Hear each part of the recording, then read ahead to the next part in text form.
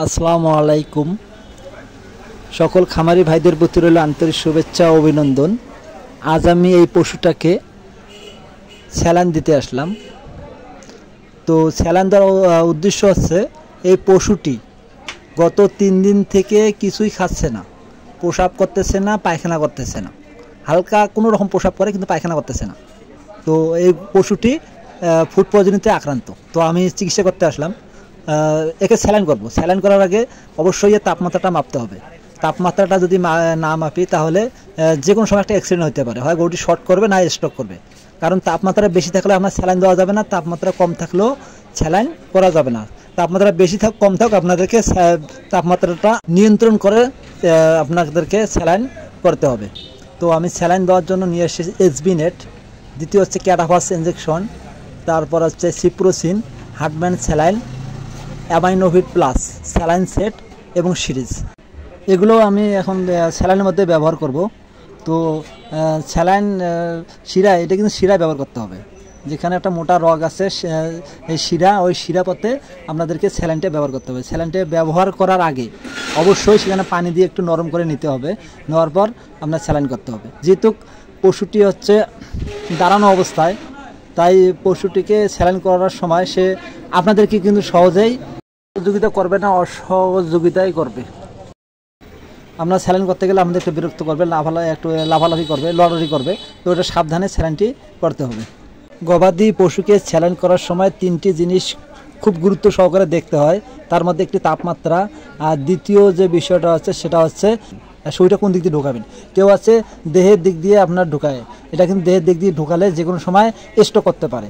এই স্যালাইনটি করার সময় অবশ্যই আপনাদেরকে মাথার দিক করে, মাথা যেদিকে আছে ওই দিক করে সুইয়ের আগাল রেখে মানে সুই ঢোকাতে হবে, দিয়ে আপনাদেরকে স্যালাইন দিতে হবে। আপনারা কখনোই আপনার হাড়ের দিক করে আপনারা সুইটা ঢুকাবেন না, না হলে যে কোনো সময় হাড়ের মধ্যে অতিরিক্ত চাপ পাওয়ার কারণে আপনারা দেখবেন যে ওটি স্ট্রোক করতে পারে।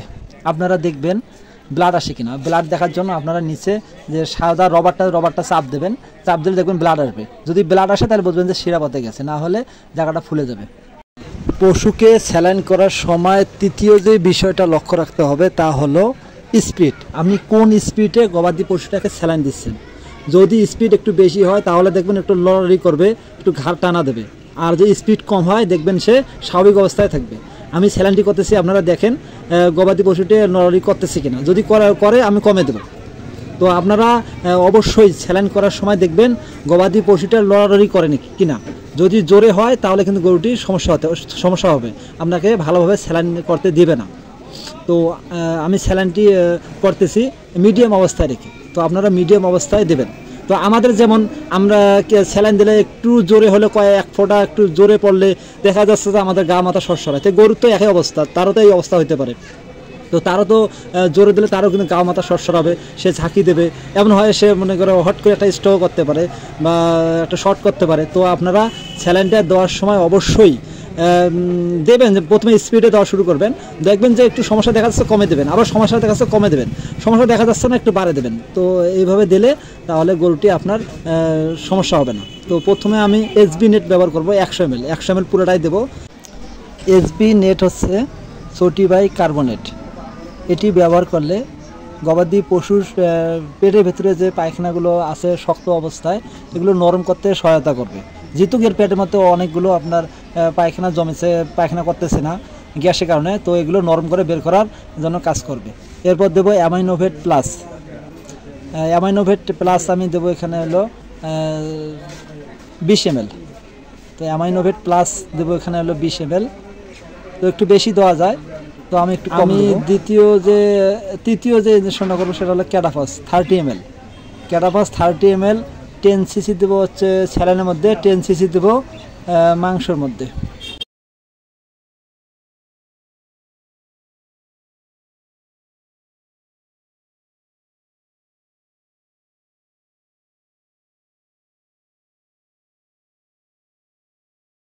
তো এরপর দেবো আমি সিপ্রোফ্লক্সাসিন।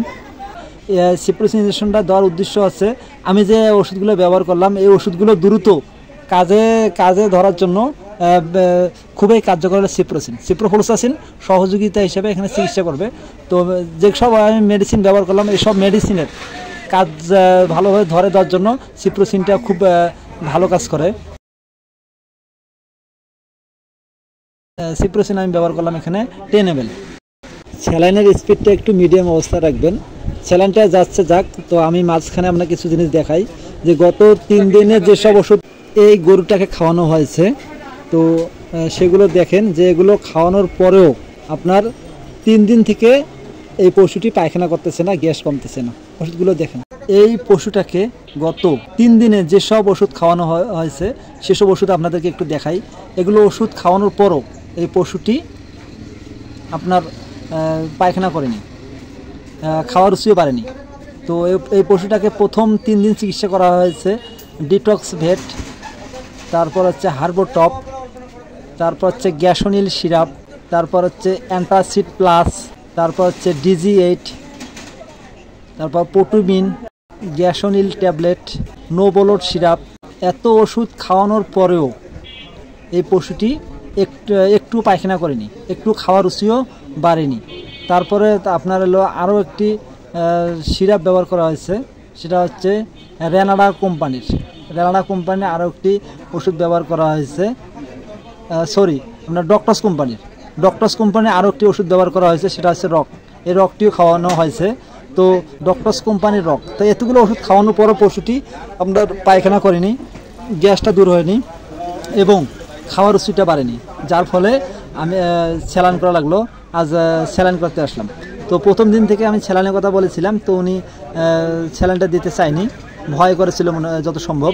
কারণ গত 2 দিন আগে ওনার 2টা গরু মারা গিয়েছে। 2টা গরু ওনার মারা গিয়েছিল তীব্র জ্বরের কারণে। জ্বর এবং শ্বাসকষ্টের কারণে 2টি গরু মারা গিয়েছে। এর জন্য উনি একটু ভয় পেয়েছে স্যালাইন করলে যেন সমস্যা হয় কিনা। যাই হোক, তারপর ওনাকে বোঝানোর পর উনি স্যালাইন দিতে রাজি হলো, পরে স্যালাইন দেওয়া হলো। তো স্যালাইন দেওয়া শেষ হলে আপনারা একটু পানি দেবেন, তাহলে যদি একটু ব্লাড আসে আর কি, তো ব্লাডটা বন্ধ হবে। তো ধন্যবাদ, ভালো থাকবেন, সুস্থ থাকবেন। আসসালামু আলাইকুম রহমতুল্লাহি ওয়া বারাকাতুহু।